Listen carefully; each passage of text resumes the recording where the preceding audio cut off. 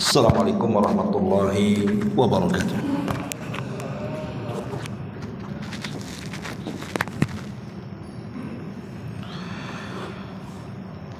Alhamdulillah.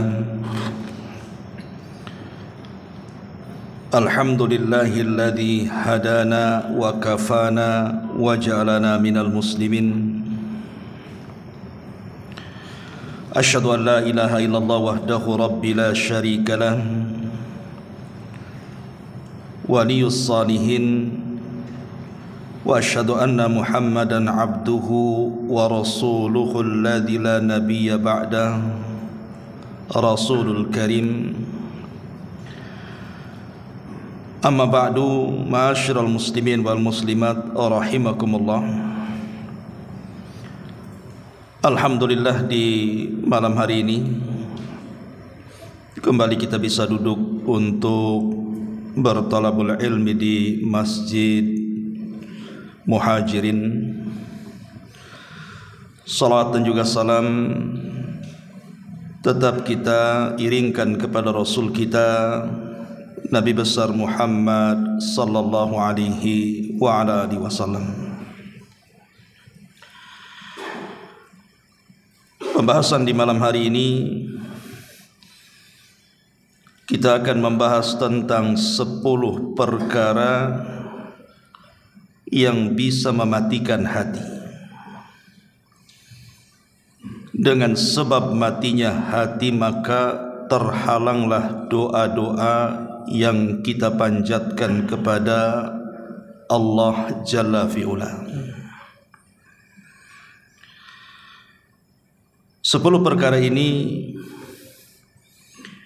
diambil dari perkataan seorang ulama tabi'in yang sangat mulia, Ibrahim ibnu Adham rahimahullahu ta'ala. Ma'asyiral muslimin yang dimuliakan Allah subhanahu wa ta'ala, satu hari Ibrahim ibn Adham rahimahullahu ta'ala sedang berjalan-jalan di pasar Basrah. Dan ketika itu ada kerumunan manusia yang sedang berkumpul, saling bicara satu dengan yang lainnya.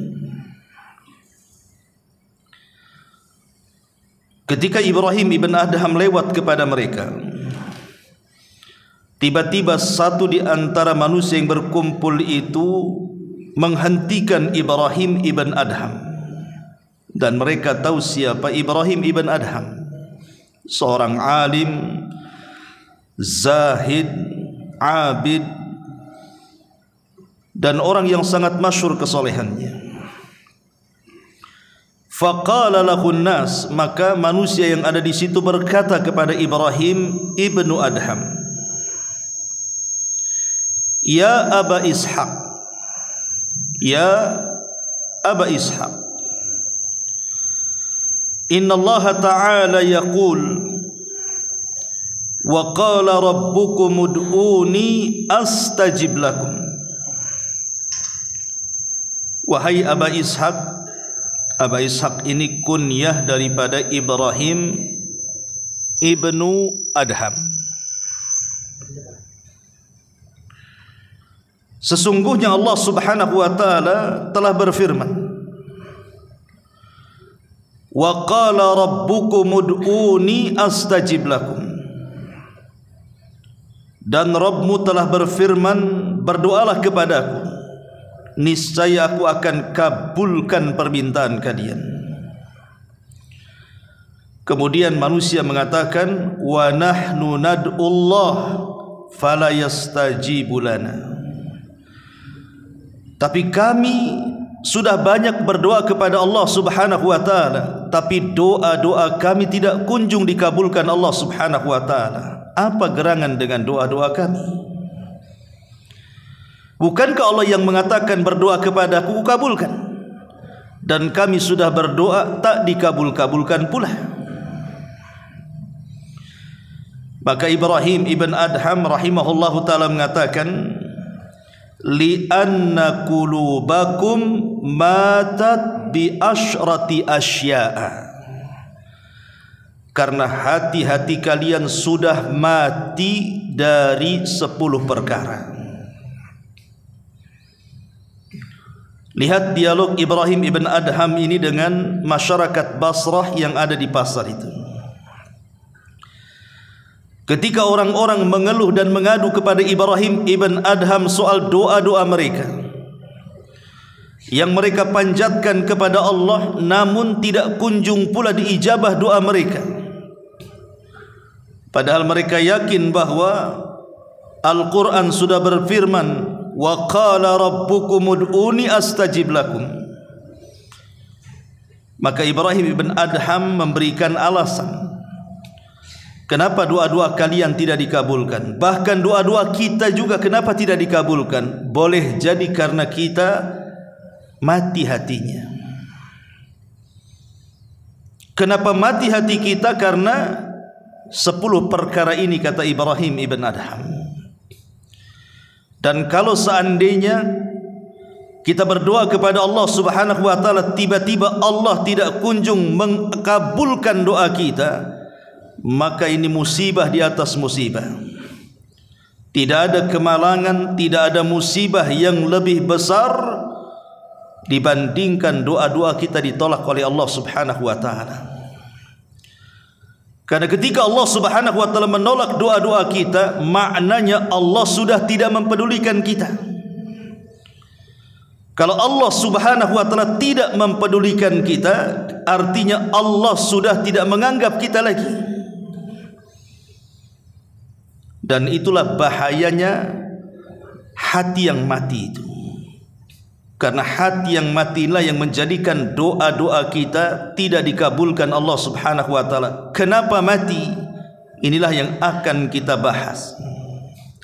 Mati dari 10 perkara.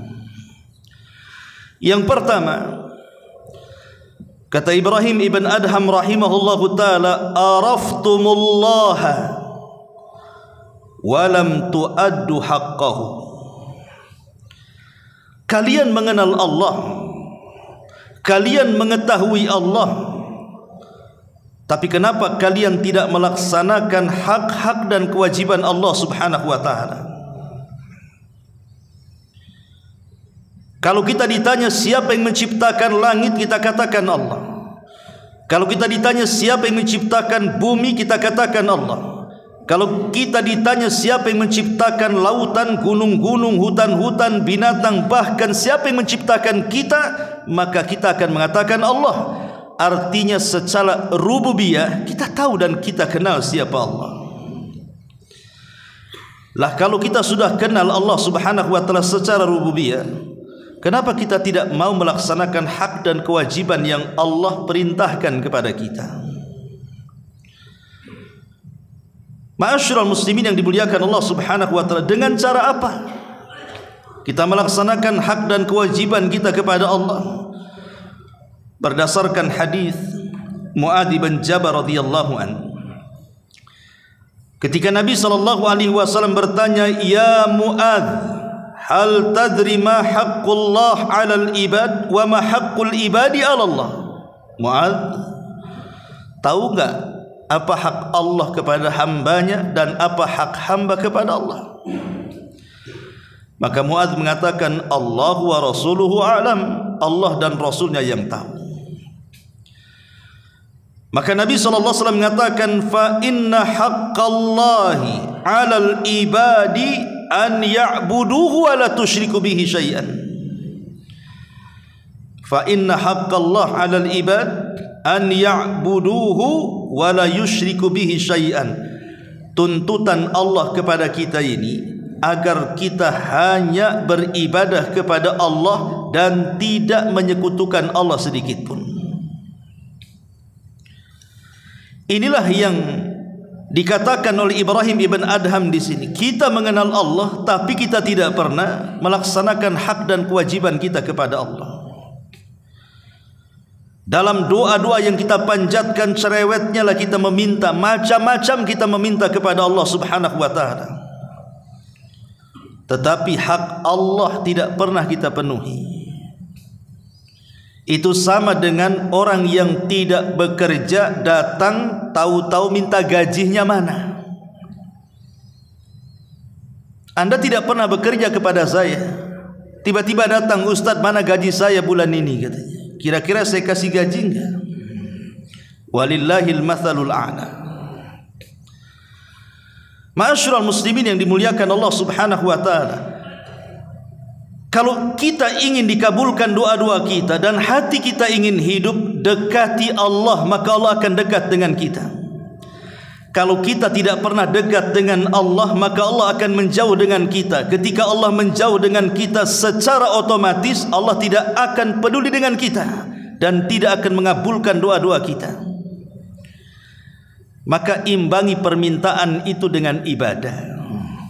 Kita sudah salat, kita sudah puasa, kita sudah mengaji, baca Quran, zikir dan begitu seterusnya. Kalau ketika kita minta kepada Allah Subhanahu wa taala, mustahil Allah membiarkan permintaan kita, karena kita sudah berusaha melaksanakan hak dan kewajiban Allah. Itulah yang menjadikan kenapa doa kita mati, karena kita mengenal Allah tapi tidak pernah melaksanakan hak dan kewajibannya. Ini yang pertama. Yang kedua, wa qara'tumul Qur'an walam ta'malu bihi. Engkau membaca Al-Quran, kata Ibrahim ibn Adham, tapi engkau tidak mau mengamalkan isi Quran. Itulah yang menjadikan mati hati kalian, dan dengan sebab itulah doa-doa kita tidak dikabulkan. Saya buat analogi seperti ini. Kalau saya punya perusahaan besar, anggaplah saya bosnya. Kemudian saya berniat safar ke luar negeri. Kemudian saya mewakilkan perusahaan kepada Anda. Kemudian saya katakan kepada Anda, peganglah perusahaan saya. Nanti tugas-tugas yang harus kamu kerjakan, nanti saya akan kirim surat dari luar negeri, laksanakan dan jangan selisihi. Nanti ku bayar sekian dan sekian. Berangkatlah saya ke luar negeri. Kemudian saya kirim surat. Isi surat itu adalah tugas. Ini yang harus dikerjakan, ini yang harus dilaksanakan, ini yang tidak boleh dikerjakan, ini yang tidak boleh dilaksanakan. Pokoknya isi suratnya perintah dan larangan. Dan surat itu sampai kepada Anda. Masalahnya surat itu diletakkan begitu saja di laci lemari, tidak pernah dilihat, tidak pernah dibaca, tidak pernah dilaksanakan isinya sampai saya datang. Kira-kira marah enggak saya itu? Ya pasti marah kan begitu. Ini perusahaan saya. Kamu melaksanakan tidak sesuai dengan SOP yang saya perintahkan. Bukankah sudah saya perintahkan dalam bentuk surat? Kenapa kau tak baca? Kenapa kau tak ikuti perintah-perintah itu? Kenapa kau letakkan suratku begitu saja? Pasti saya akan marah. Atau boleh jadi dia membacanya tapi tidak melaksanakan isinya. Lalu apa gunanya kalau begitu? Hanya dibaca dan tidak dilaksanakan. Tentu saya juga marah kan begitu. Ini perusahaan saya, kenapa kau baca saja, kau tidak amalkan perintah saya? Kamu kan wakil saya. Atau boleh jadi betul-betul dia hormati surat saya, dia baca surat saya, dia amalkan semua isi surat saya, maka tentu ketika saya datang saya akan bahagia. Kenapa? Karena wakil saya nurut dengan perintah. Walillah mathalul a'la. Tentu Allah lebih tinggi lagi permisalannya. Yang punya langit bumi ini Allah, dan Allah sudah titipkan bumi ini kepada kita. Dan Allah Subhanahu wa taala sudah kirim risalah surat itu kepada kita berbentuk Al-Quran. Kalau kita tidak pernah menyentuhnya, tidak pernah membacanya, tidak pernah melaksanakan isinya, apa larangannya, apa perintahnya, kira-kira Allah marah atau tidak? Pasti marah. Atau boleh jadi mungkin kita terimalah risalah itu, kita pegang Quran, kita baca Quran, tapi tidak pernah kita memahami isi Quran, apa perintahnya, apa larangannya, yang penting baca saja. Kira-kira Allah murka atau tidak? Bisa saja Allah murka. Atau mungkin yang ketiga, kita pegang Qurannya, karena ini risalah dari Allah, kita muliakan Quran itu, kita baca Quran itu, kita pelajari Quran itu, kita berusaha mengamalkan isi dan menjauhi larangan Quran itu. Kira-kira Allah senang tidak? Pasti Allah senang.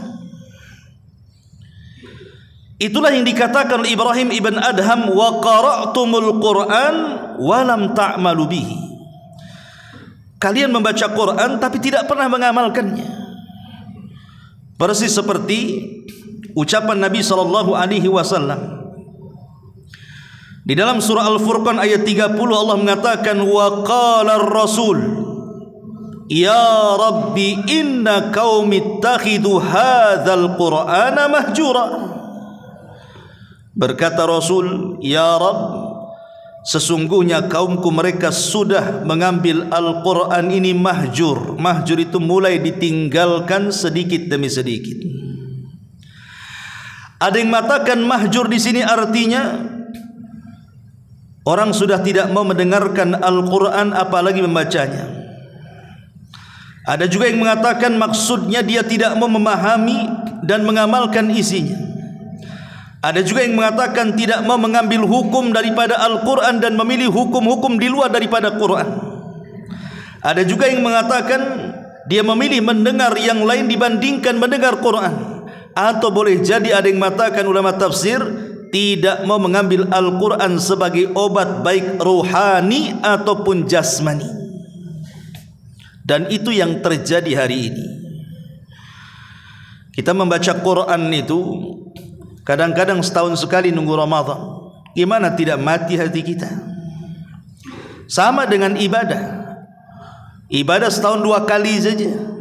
Idul Fitri, Idul Adha. Gimana tak mati hati kita? Coba.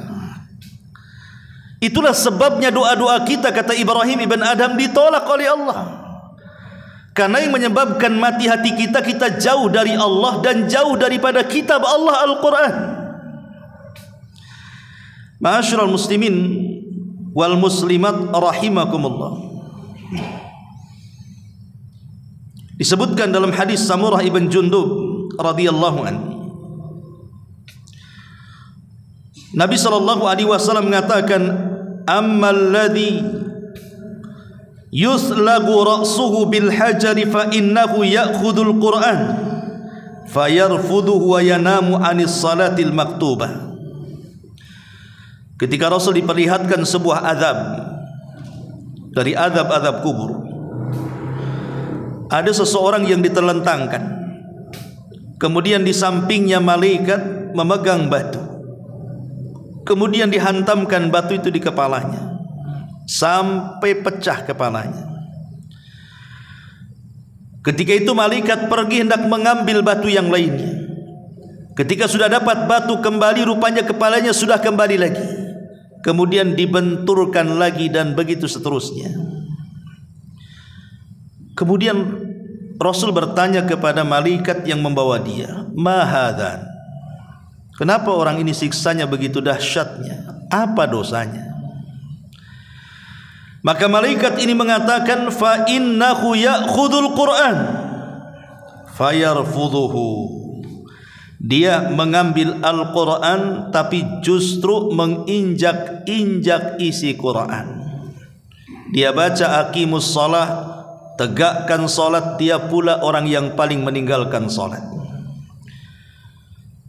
Dia baca kutiba alaikumus siyam kama kutiba alal ladzina min qablikum, tentang perintah puasa, dia pula orang yang paling meninggalkan puasa, dan begitu seterusnya. Ini yang kedua. Yang ketiga, kata Ibrahim ibn Adham,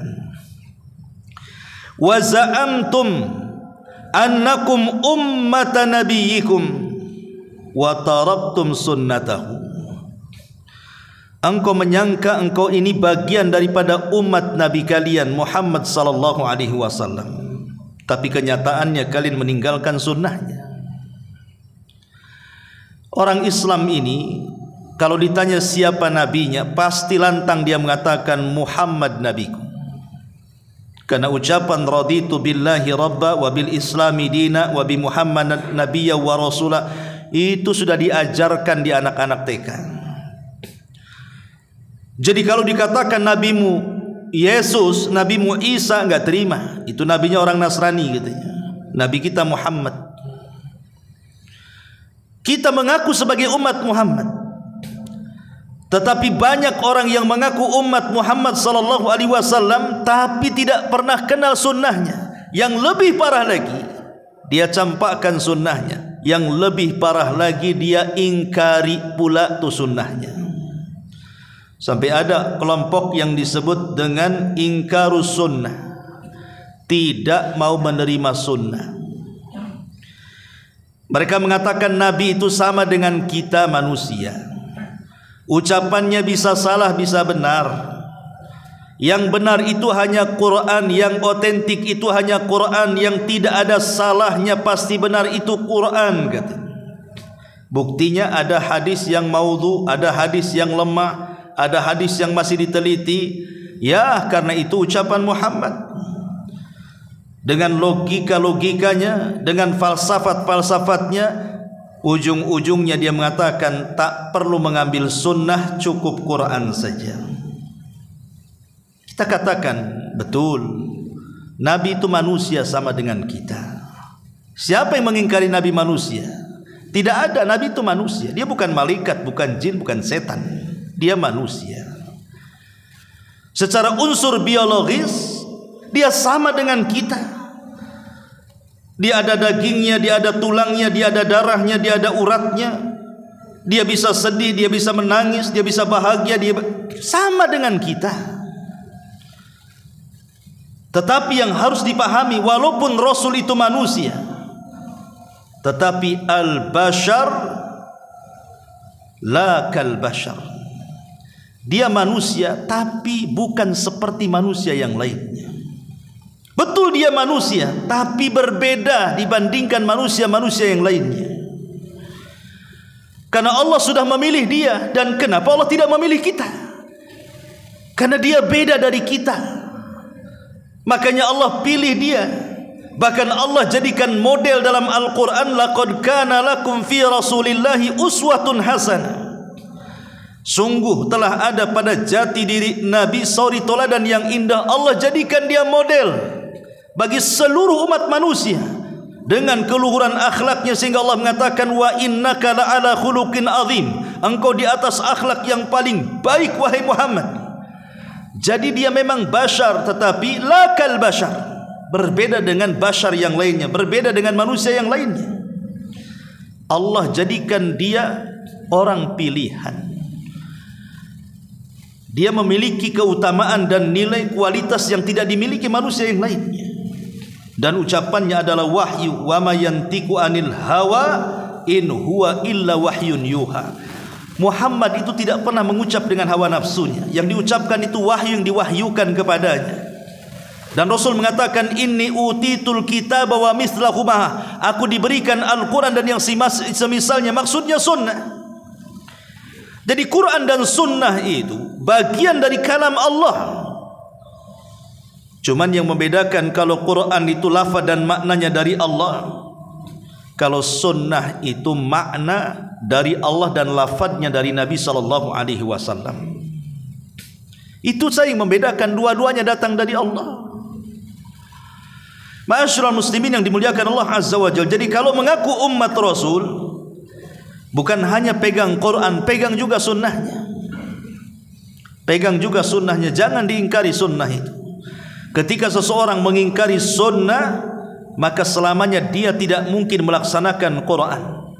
Karena Quran itu banyak perintah-perintah yang sifatnya global, kemudian dirinci dengan sunnah. Allah mengatakan aqimus shalah, laksanakan salat. Macam mana takbiratul ihramnya? Apa bacaan berdirinya? Macam mana pula rukunya? Itu Quran tidak menjelaskan. Sunnah datang menjelaskan, mulai takbir sampai salam. Al-Quran yang menjelaskan wa atuz zakah, laksanakan zakat. Tapi yang menentukan haulnya, nisabnya, kambing sekian, emas sekian, pertanian sekian, ada di Quran? Tidak ada. Maka orang yang mengingkari sunnah selamanya tidak mampu akan melaksanakan Quran itu. Maka kalau kita mengaku umat Rasul, ikuti sunnahnya, baik sunnah ucapan, perbuatan ataupun penetapan Nabi SAW. Karena kalau kita meninggalkan sunnah dalam kehidupan kita, dipastikan mati hatinya dan dipastikan terhalang doa-doanya. Yang ketiga, yang keempat, kata Ibrahim ibn Adham rahimahullahu ta'ala, wa qultum inna syaitana lakum aduun wa wafaqtumuhu, katanya, kalian selalu sesumbar setan itu musuh kalian, tapi banyak amalan-amalan setan yang kalian cocoki. Kita teriak-teriak setan itu aduwwum mubin, musuh kita yang nyata, musuh kita bersama. Tapi kenyataannya apa yang terjadi? Banyak amalan-amalan setan itu justru kita lakukan. Seperti apa? Sombong. Itu amalan setan. Setan yang mengatakan ana khairum minhu khalaqtani min nari wa khalaqtahu min tin. Ketika Allah mengatakan sujud kau iblis, iblis mengatakan tidak, aku lebih baik dibandingkan Adam. Kau ciptakan aku dari api, kau ciptakan Adam dari tanah. Ananiyah.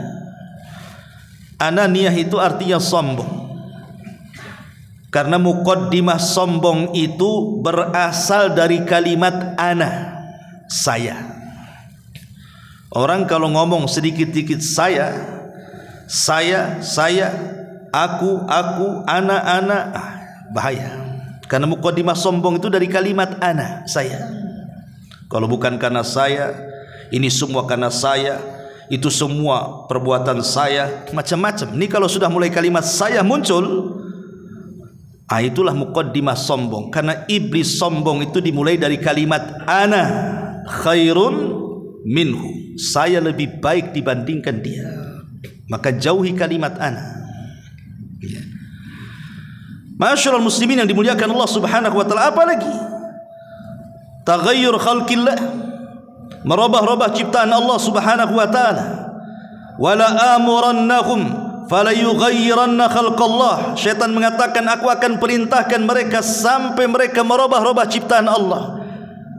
Lihat orang-orang yang KTP mereka Islam, tapi badan mereka penuh dengan tato. Wanita-wanita Islam masih banyak yang mencukur-cukur bulu halis. Wanita-wanita Islam banyak kemudian yang menyambung-nyambung rambut kepala, mengikir gigi dan begitu seterusnya. Itu semua perbuatan setan. Ngaku setan musuhnya, tapi perbuatan setan dicocoki dia pula. Termasuk tabdzir, israf, membelanjakan harta kepada yang diharamkan atau membelanjakan harta ke yang halal tapi berlebihan. Itu semua perbuatan syaitan. Dan puncaknya adalah kesyirikan, sihir, dunia perdukunan, pomo, orang yang datang ke dukun percaya dengan tangkal, percaya dengan bualan bah dukun dan begitu seterusnya. Lah itu semua adalah khutuwati syaitan. Lah kalau kalian memang mengakui syaitan itu musuh kita, maka janganlah mencocoki perbuatan setan. Karena mencocoki perbuatan setan itu mematikan hati yang akhirnya menghalangi doa-doa kita, kata Ibrahim ibn Adham rahimahullahu ta'ala. Kemudian kata Ibrahim ibn Adham rahimahullahu ta'ala yang kelima, wa qultum annakum mushtaquna ilal jannati walam ta'malu laha. Kalian sesumbar kalian ini rindu ingin masuk surga, tapi kalian tidak pernah mencari jalan menuju surga. Kau ditanya, pengen masuk surga? Semua pengen masuk surga. Sak jahat-jahatnya orang jahat, sak preman-premannya orang preman, kalau ditawari surga pasti mau. Mau masuk surga bang? Maulah, kan begitu. Masa tak mau masuk surga? Gila aku, katanya. Semua pengen masuk surga, tapi masalahnya ada seorang penyair namanya Abu Al-Atahiyah. Apa kata Abu Al-Atahiyah, seorang penyair? Tarjun najata walam tasliku masalikaha, inna safinata la tajri alal yabasi. Engkau mengharap ingin selamat, tapi engkau tidak pernah mencari jalan keselamatan. Macam mana kemudian kapal laut berlayar di padang pasir? Mungkin kapal laut berlayar di padang pasir? Mustahil. Sebagaimana engkau mustahil mengharap keselamatan tapi tidak mencari jalan keselamatan, maka begitu pula kapal-kapal itu tidak mungkin berjalan di padang pasir. Kalau kita mengharap ingin masuk surga, cari jalan ke surga itu. Itu maksudnya. Dengan cara apa? Dengan cara memperbanyak amal saleh. Makanya ada hadis Nabi SAW yang mengatakan, Lau anna rajulan khurra ala wajhihi min yaumi wulida ila yaumi yamut haraman fi ta'atillahi azza wa jalla la haqqarahu dhalikal yawm wa la wadda annahu rudda ila dunya kay yazdad minal ajri was thawab.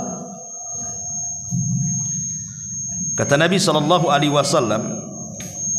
kalau seandainya seseorang itu sejak dilahirkan sudah dalam kondisi sujud, lahir saja sudah sujud dia, dan tidak berhenti sujudnya sampai kematiannya, artinya tidak punya dosa, kan? Lahir saja sujud sampai mati. Kapan maksiatnya? Kalau ada orang yang seperti itu, lahir saja dia sudah sujud sampai mati dalam rangka mencari ketaatan kepada Allah Subhanahu wa taala, kata Nabi, la haqqarahu dzalikal yaum. Nanti kalau sudah mati, maka orang ini masih menganggap kehidupan dunia ini masih menghinakannya. Lawadda annahu rudda ila dunya, bahkan dia masih menginginkan untuk dibalikan ke dunia, kayazdada minal ajri wath thawab, supaya bertambah pahala dan balasan Allah Subhanahu wa taala di akhirat. Padahal dia terlahir sudah sujud. Hadis ini dikeluarkan Al-Imam Ahmad dan disahihkan oleh Syekh Nasiruddin Al-Albani rahimahullahu taala. Coba bayangkan, orang ini terlahir sujud sampai mati sujud, tidak pernah maksiat kepada Allah Azza wa Jalla. Kemudian apabila sudah mati, maka dia masih menyesali kehidupan dunianya, dan dia berharap kepada Allah agar dikembalikan kepada dunia supaya dia bisa menambah lagi pahala dan juga amal salehnya. Itulah yang dikatakan para malaikat di hadapan Allah pada hari kiamat. Apa kata malaikat? Ya Rabb, ma'abadnaka haqqa ibadatik. Ya Rabb, maafkan kami, kata para malaikat, kami belum betul-betul beribadah kepadamu dengan sebenar-benar ibadah. Padahal malaikat itu tidak pernah maksiat. Kenapa ngomong begitu? Coba bayangkan. Makanya pentingnya kita beramal saleh, karena hanya dengan itulah kita akan dimasukkan ke dalam surga. Walaupun kita katakan, kalau seandainya kita beli surga dengan amal saleh, kita tidak mungkin kebeli, karena kita masuk surga itu bukan membeli, tetapi karena rahmat Allah Subhanahu wa taala. Tapi masalahnya rahmat tidak mungkin diraih kecuali dengan amal soleh kita. Kalau kita kemudian hanya berangan-angan ingin masuk surga tapi tidak beramal soleh, maka angan-angan belaka saja. Kemudian kata Ibrahim ibn Adham yang ke-6, wa qultum innakum takhafuna an-nar wa lam tahrabu minha. Kau katakan kau takut dengan neraka, tapi kau tidak pernah lari dari neraka. Kalau kita melihat api, pasti di dunia ini kalau ada kebakaran itu, pasti kita akan menjauh dari api kan, karena panas ya. Ini api dunia. Kenapa api akhirat tidak terpikir lebih panas dibandingkan api dunia yang hanya satu bagian daripada 70 bagian api neraka? Kalau kita merasa takut dengan neraka, jauhi api itu. Dengan cara apa? Tinggalkan dosa-dosa dan maksiat-maksiat yang bisa mengantarkan kita ke dalam neraka. Karena sama juga sebejat-bejatnya orang, kalau ditanya mau masuk neraka bang, nggak mungkin dia mau saya masuk neraka. Gila dia. Tapi kalau memang dia memang takut dengan neraka, kenapa tidak lari dari neraka? Dan itu yang banyak. Hari ini yang banyak orang-orang yang hanya lisannya saja takut neraka, tapi perbuatannya masih mengamalkan pun neraka. Masih gibah ya, namimahnya, ya dustanya, gibahnya, macam-macam dosanya. Curang dalam dagangan, curang dalam bermuamalah, belum dari segi ibadah dan akidahnya, dan begitu seterusnya ya. Dan itu bisa mematikan hati. Dan kalau sudah mati hatinya, jauhlah doa-doa kita dari ijabah Allah Azza wa Jalla. Kemudian kata Ibrahim ibn Adham rahimahullahu ta'ala yang ke-7, wa qultum innal mauta haqqun walam tasta'iddu lahu. Kalian katakan mati itu sebuah kebenaran, tapi kalian tidak mau mempersiapkan akan kematian itu. Jadi kata Ibrahim ibn Adham rahimahullahu ta'ala, kalian yakin kematian itu ada, tapi kalian kenapa tidak mempersiapkan untuk kematian itu? Begini ikhwatu fiddin, muliakan Allah subhanahu wa ta'ala. Hidup di dunia ini, sebagaimana nasihat Rasul kepada Ibnu Umar, kun fid dunya ka'annaka gharib au abirus sabil. Jadilah di dunia wahai Ibnu Umar seperti orang asing ataupun seperti pelintas jalan ketika safar. Kalaupun istirahat sebentar, pasti akan melanjutkan perjalanannya. Itulah dunia. Dunia ini sementara. Dia bukan tempat tujuan dan persinggahan utama. Persinggahan utama nanti di akhirat. Dunia ini hanya lintasan saja.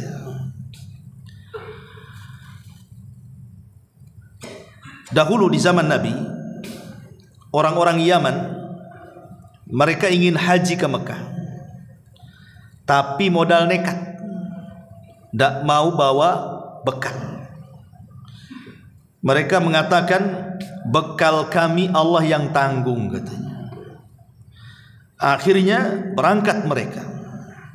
Di perjalanan barulah mereka susahnya hidup di perjalanan, tidak ada makanan, tidak ada minuman. Akhirnya sebagian mereka ada yang mati kelaparan.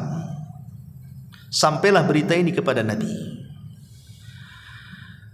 Maka ketika sampai berita ini kepada Nabi, turun ayat, wa tazawwadu fa inna khaira zadit taqwa. Berbekalah kalian. Penting bekal itu. Ya betul, sebaik-baik bekal takwa. Tapi bekal juga perlu. Jadi Nabi SAW kemudian turun ayat ini. Nggak boleh safar seperti itu. Safar tanpa bekal itu loh, nggak boleh. Itu nekat namanya.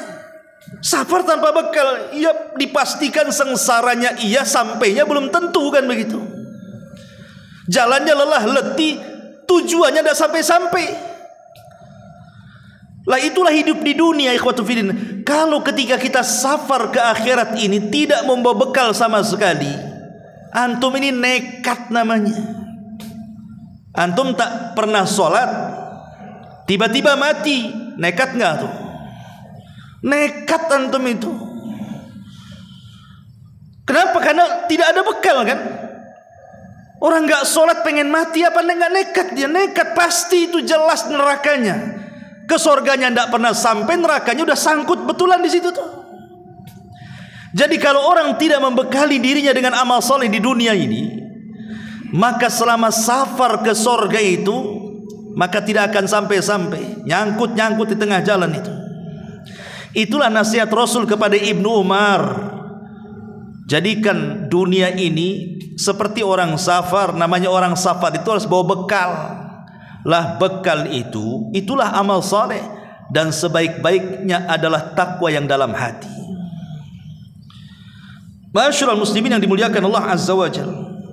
Makanya kenapa Rasul seorang penyair mengatakan, tazawwad minat taqwa fa innaka la tadri idza janna lailun hal ta'isu ila al-fajri wa kam min sahihin mata min ghairi illatin wa kam min alilin ashahinan min ad-dahr fa kam min fata amsa wa asbaha dhahika wa qad nusijat akfanuhu wa huwa la yadri wa kam min sigarin yurtaja tula umrihi wa qad udkhilat ajsamuhum dhulmatal qabri wa kam min arusin zayyanuha li zawjiha wa qad qubidat arwahuhum lailatal qadri. Kata seorang penyair, berbekallah dengan ketakwaan, karena sungguh engkau tidak tahu jika malam telah tiba, apakah engkau masih bisa hidup hingga pagi hari. Betapa banyak orang-orang yang sehat kemudian meninggal tanpa didahului dengan sakit. Betapa banyak orang-orang yang sakit yang masih bisa hidup beberapa lama. Berapa banyak para pemuda yang tertawa di pagi hari dan petang hari, padahal kafan mereka sedang ditenun dalam keadaan mereka tidak sadar. Betapa banyak anak-anak diharapkan panjang umurnya, padahal tubuh mereka telah dimasukkan ke dalam gelapnya kuburan. Betapa banyak mempelai wanita yang dirias untuk dipersembahkan kepada suaminya, padahal ruh mereka telah dicabut tatkala di malam Lailatul Qadar. Lihat, ya. Syair ini menunjukkan bahwa kematian itu loh datangnya tanpa pemberitahuan, dan kematian itu juga datangnya sebuah kepastian, dan kematian itu juga bukan akhir dari sebuah perjalanan. Itu sudah pasti. Makanya kenapa di sini dikatakan betapa banyak para pemuda yang tertawa di pagi dan petang hari, padahal kafan mereka sedang ditenun dalam keadaan mereka tidak sadar. Kita lihat orang-orang yang mati mendadak kan hari ini banyak, ikhwan. Di zaman Rasul mungkin ya sering saya katakan orang mati mendadak jarang, atau di zaman orang-orang tua-tua dulu mungkin jarang kan begitu. Tapi hari ini orang mati mendadak itu banyak.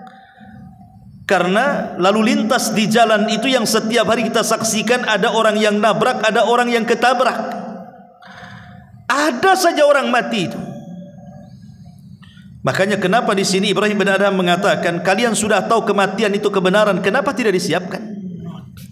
Maka siapkanlah kematian dengan ketakwaan kita kepada Allah. Jangan sampai mati hati kita gara-gara tidak mempersiapkan bekal safar kita ke akhirat. Kemudian kata Ibrahim ibn Adham yang ke-8, washtaghaltum bi uyubin nas wa taraktum uyubakum. Kalian sibuk mengurus aib-aib orang, tapi kalian tidak pernah sibuk melihat aib sendiri. Abu Hurairah radhiyallahu anhu, beliau mengatakan, yubsiru ahadukum al-qudhata fi a'yuni akhi wa yunsil al-jadla fi aini nafsihi. Salah seorang dari kalian dapat melihat kotoran kecil di mata saudaranya, tetapi dia lupa akan kayu besar yang ada di hadapannya. Terkadang aib sekecil apapun pada orang lain bisa kita tahu, tapi aib diri sendiri terkadang tidak sadar kalau aib dia jauh lebih memalukan dibandingkan aib orang. Dari sini Nabi SAW mengatakan, man istama'a ila hadithi qaumin wa hum lahu karihun aw yafirruna minhu subba fi udhunihi al-anuk yaumal qiyamah. Barang siapa yang suka nguping-nguping omongan orang, sedangkan mereka tidak suka didengar, maka telinganya kelak pada hari kiamat akan dicucuri dengan cairan tembaga yang sangat panas. Orang suka nguping-nguping, ya. Jadi insya Allah lah kalau laki-laki sih malas lah pengen tahu tuh. Kalau laki-laki pengen tahu itu berarti dia perempuan tuh yang gitu tuh. Ingat ya, kalau antum pengen tahu urusan orang, antum itu perempuan bukan laki-laki. Kan laki-laki tidak suka seperti itu. Biasanya perempuan yang suka-suka kayak gitu tuh, ya. Yang suka ngorek-ngorek aib, nanya-nanya aib orang itu kan perempuan. Lah Islam ini melarang, tidak boleh. Kenapa demikian? Karena ada yang disebut dengan hukum karma, yang disebut dengan kama tadinu tudan. Kalau kita mengorek-ngorek aib orang, nanti Allah kirim orang lain mengorek aib kita. Itulah kama tadinu tudan namanya. Kalau kita mengorek aib orang, maka Allah akan kirim orang yang mengorek aib kita. Makanya kenapa Nabi SAW mengatakan, ya ma'syara man amana bilisani walam yu'minu biqalbihi. Wahai orang-orang yang beriman hanya sekedar di lisan dan tidak sampai kepada hatinya, kata Rasul. Jangan menyingkap aib saudara kalian, dan jangan mencari-cari aib saudara kalian. Karena siapapun yang mencari-cari aib saudaranya, maka Allah akan mencari-cari aibnya. Itulah yang dikatakan kama tadinu tudan tadi. Maka orang yang suka mengorek-ngorek aib tapi lupa dengan aibnya sendiri, maka itu alamat matinya hati, kata Ibrahim ibn Adham. Dan itulah sebabnya doa-doa kita ditolak. Kemudian yang nomor 9, kata Ibrahim ibn Adham, wa akaltum ni'amallahi walam tu'du atau tu'addu syukraha. Kalian makan dari nikmat-nikmat Allah tapi tidak pernah bersyukur akan nikmat Allah. Kita ini maunya menikmati nikmat Allah saja, senang dengan nikmat Allah, tapi kita tidak mau mensyukuri nikmat Allah. Subhanallah, nikmat Allah ikhwan itu tidak pernah lepas dari badan kita. Mau kita di rumah, mau kita di jalan, mau kita di pasar, mau kita di masjid, sebutkan kita di mana saja selama kita berada di kolong langit ini, nikmat Allah itu tidak pernah lepas dari kita, dan Allah tidak pernah minta bayaran dari nikmatnya. Ada Allah memajaki matahari, pajaknya sekian, PPN-nya gitu, ya, 12%, enggak kan? Masyarul muslimin yang dimuliakan Allah Azza wa Jalla, enggak ada. Allah kasih pajak tuh enggak ada. Kenapa? Bayangkan Allah berikan gratis loh kepada kita. Oksigen yang kita hirup itu gratis itu. Mata kita bisa melihat, telinga kita bisa mendengar, lisan kita bicara, kemudian akal kita berfungsi. Bentuk manusia pula indah seindah-indahnya. Allah bentuk sedemikian rupa, berbeda dengan makhluk-makhluk yang lainnya. Ini semua nikmat. Wa fi anfusikum afala tubsirun. Pada diri kalian itu tidakkah kau lihat itu nikmat Allah? Fa bi ayyi ala'i rabbikum atukadziban. Nikmat mana lagi yang kau akan dustakan? Tapi begitu banyaknya nikmat yang Allah anugerahkan kepada kita, banyak di antara kita yang tidak bersyukur akan nikmat itu. Lah, tidak bersyukur akan nikmat itu bisa mematikan hati. Dan ketika mati hati, terhalanglah doa-doa kita. Dan yang terakhir, kata Ibrahim bin Adham, wadafantum mautakum walam ta'tabiru bihim fakaifa yustajabu lakum. Kalian terkadang menguburkan orang-orang mati di antara kalian, tapi kalian tidak pernah mengambil ibrah dari kematian mereka. Boleh jadi di antara kita ada yang betul-betul menguburkan, kan? Masuk ke liang lahat, kita lihat saudara kita dibaringkan di liang lahat, kemudian diberikan bantalan dari tanah, kemudian kita juga yang memasangkan triplek-tripleknya, kayu-kayunya, kemudian juga kita yang kemudian melemparkan sedikit demi sedikit tanah, akhirnya kemudian terkuburlah si mayat itu. Pernah enggak kita kemudian setelah menguburkan duduk sejenak, kemudian kita katakan, ya hari ini engkau yang mati, boleh jadi besok aku pula yang seperti ini. Hari ini aku yang menguburkan, besok aku yang dikuburkan. Kalau orang berpikir seperti itu namanya mengambil ibrah namanya. Subhanallah. Saya terkadang heran. Saya pernah menguburkan. Saya tidak sebut daerahnya. Oh, ini menguburkan. Yang gali kuburannya di situ, orang situ. Lah Allah takdirkan memang sudah mendekati waktu maghrib. Ketika itu mendekati waktu maghrib. Jadi saya bilang sama bapak yang ada di situ tuh, yang tukang kubur-kuburkan itu, Pak, ini udah mau maghrib, kayaknya nanti habis maghrib aja lah. Oh nggak apa-apa, biasa saya kuburkan sampai isya katanya. Jadi bapak tak sholat. Diam dia. Subhanallah, coba. Dia tidak terpikir dia akan mati loh. Hari-hari dia bawa jenazah itu dia masukkan. Ketika diingatkan soal sholat, oh udah biasa katanya. Kadang-kadang sampai isya saya. Jadi saya bilang, bapak tak sholat kalau begitu? Diam, dia tidak bisa jawab. Lah ini kan aneh itu. Orang ini nggak ngambil ibrah. Memang kita hari ini melihat orang dikuburkan, besok kita yang dilihat orang bahwa kita sedang dikuburkan. Lah disitulah kenapa hati kita mati, karena kita tidak pernah mengambil ibrah dari kematian itu. Padahal kematian itu hak adanya. Wa ja'at sakratul mauti bil haq dzalika ma kunta minhu tahid. Sakarat maut itu pasti datang dengan kebenaran. Itulah yang kita membuat lari darinya. Tapi Allah mengatakan kullu nafsin dha'iqatul maut, setiap jiwa pasti mati. Maka ambillah ibrah ya ulil absar. Inilah 10 perkara kata Ibrahim ibn Adham yang bisa mematikan hati. Makanya di ujung perkataan beliau mengatakan apa? Fa kaifa yustajabu lakum. Kalau ada 10 perkara pada kalian ini, macam mana doa-doa kalian akan dikabulkan? Lalu apa solusinya? Setelah kita tahu bahwa hati kita ini mati karena 10 perkara, sehingga dengan kematian hati kita itu, dan itu musibah terbesar dalam hidup kita, bagaimana caranya supaya doa-doa kita dikabulkan? Maka pertama tentunya jangan sampai hati kita mati. Hidupkan hati kita. Hidupkan hati kita dengan cara apa? Tauhidkan Allah.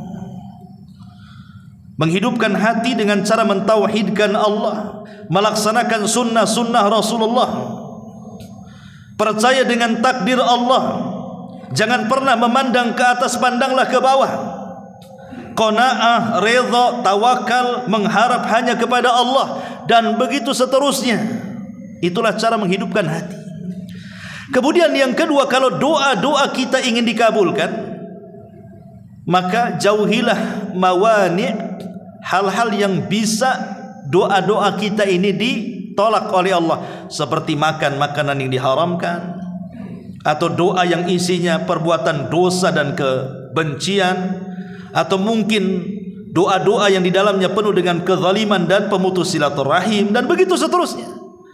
Kemudian kalau berdoa, ya ambillah waktu-waktu yang mustajab, entah di malam Lailatul Qadar setahun sekali di bulan Ramadan, atau boleh jadi mungkin mengambil di hari Jumat dalam sepekannya, atau mungkin di sepertiga malam setiap harinya, atau di waktu di antara adzan dan qomat, atau ketika di hari Jumat setelah asar sampai maghrib, atau ketika turun hujan, dan begitu seterusnya. Akan banyak waktu-waktu dan tempat-tempat doa itu. Kemudian juga kenali adab-adabnya, seperti mengangkat kedua tangan. Kemudian harus punya keyakinan. Jangan pula doa itu tidak ada keyakinan bahwa tidak dikabulkan, apalagi sampai mengatakan, ya Allah, mintalah aku sesuatu, kalau kau mau ngasih silahkan, enggak juga enggak apa-apa. Ini doa apa ini? Itu sama dengan orang pinjam uang, pinjamlah, mau dikasih enggak apa-apa, kasih alhamdulillah. Itu kan sama aja. Ya bagus tadi dikasih orang kayak gini nih.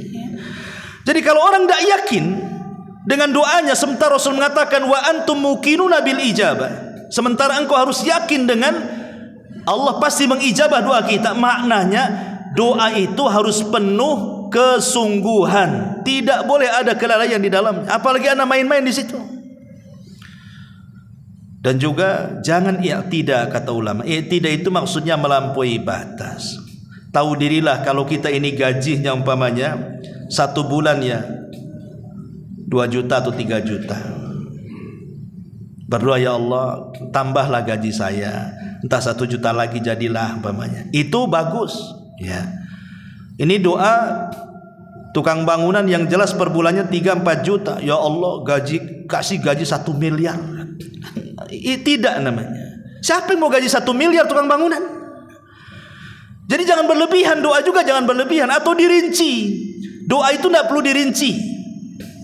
Ya Allah, kebutuhan saya banyak nih, beras sekian tolong, harga bawang sekian, harga cabai sekian. Mau ngaudit itu apa ini ceritanya? Jadi doa itu tidak perlu dirinci, minta saja langsung. Tidak perlu dirinci, karena merinci dalam doa itu bagian daripada i'tidah. Ya, berlebihan dalam doa tidak boleh. Ya. Jadi intinya bahwa kalau kita ingin dikabulkan doanya, ya adab-adab doa penuhi, jauhi larangan-larangannya, kemudian harus penuh dengan keyakinan kepada Allah bahwa Allah pasti mengijabah doa kita, dan tinggalkan 10 perkara yang bisa mematikan hati yang dengannya terhalanglah doa-doa kita. Wallahu a'lam bishawab. Inilah yang bisa sampaikan, mudah-mudahan ada manfaatnya. Subhanaka wa bihamdika asyhadu an la ilaha illa anta astaghfiruka wa atubu ilaik. Allahu taala alam. Assalamualaikum warahmatullahi wabarakatuh.